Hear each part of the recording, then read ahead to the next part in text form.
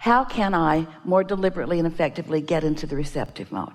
Here's a very powerful answer. Sometimes you can't, so just give it a break.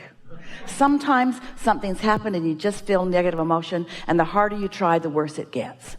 The harder you try to solve a problem, the bigger the problem gets. So understanding how you feel is an important component of this. But what we've noticed as we've visited with so many of you since the beginning of your existence is this: it always gets better if you'll just give it a minute. So when you decide to stop the struggle and stop trying so hard to prove your worthiness, and stop trying so hard to get it right, and start trusting that it's on its way to being the way you want it to be, if you could just settle down a little bit and allow it to be. It's the trying too hard that is tripping you up. And most of that is because you care too much about how you appear to the others around you. You care more about what others think about how you're doing than you do about how you feel in the moment. And so when you let your relationship between your inner being and you be the thing that matters the most, then it's just easier and easier. The reason that we teach meditation, and this is really for you, this statement, it's easier to teach almost everyone to have no thought than to clean up a negative thought, because you're invested in the negative thought. Law of attraction already brought you a lot of ammunition. Law of attraction has already shored up your negative belief that's working against you, you see. And so if you can just quiet your mind, your vibration will rise, and then you can come at it again. So if you feel like you're in a struggle, take a nap. If you feel like you're in a struggle, take a walk. Do something to break the cycle of attraction if you can. And meditation is the most powerful tool that we know of for that. You're doing extremely well. You're consciously aware of how things are unfolding. We know that you're in a vibrational place where you're consciously aware of how you feel and witnessing what's coming. But you are like so many others. You are doing more of your taking score when you're not where you want to be than when you are where you want to be. And so we just want to make this strong statement to you. In every waking moment, you are either under the influence of your inner being, which means you feel great. Some version of great. You feel frisky or lighthearted or silly or clear-minded or interested in something. It feels really good to be tuned into your inner being. And there are lots of emotions that indicate it, but they all feel really good. When you're under the influence of your inner being, that's how you always feel.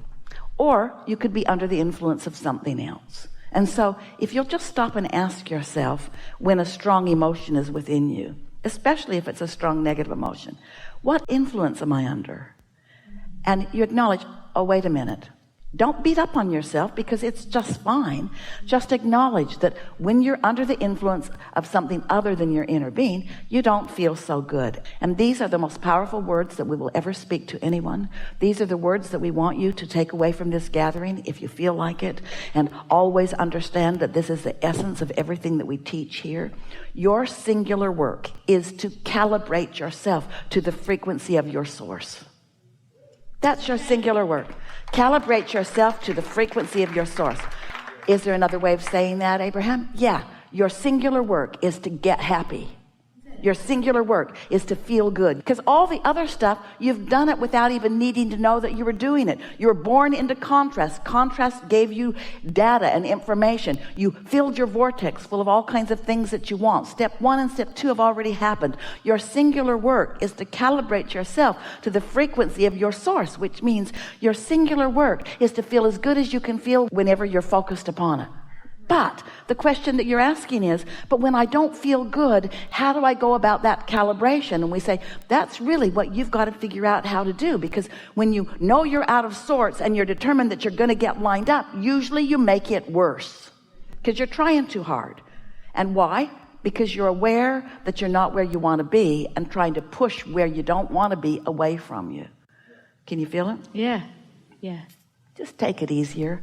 Be nicer to yourself. Do more things that are fun. Get out ahead of it. Meditate every morning. Segment in 10 before you walk into a segment. Acknowledge the positive aspects of your life.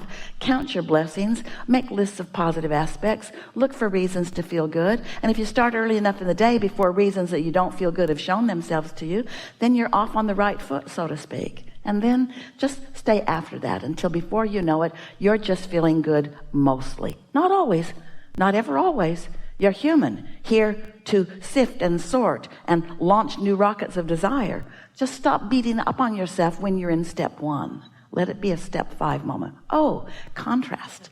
One day, Esther was dusting an etagere with all the beautiful things that she and Jerry had collected from all around the world, and the shelf came off. She didn't even understand how the thing was constructed, and the top shelf banged into the second and the third, and everything on the shelf was broken.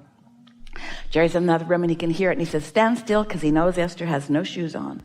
So she stands, and there are shards of glass all over, some of them sticking in the floor, broken everything from the shelf. And Jerry said, oh, good, something to buy. That's all gone. Now what? Now we need stuff to fill that shelf back up. And boy, isn't that a fun thing to do, you see. And so it doesn't matter where you are. The universe is rich with all kinds of things to satisfy and surprise and delight you.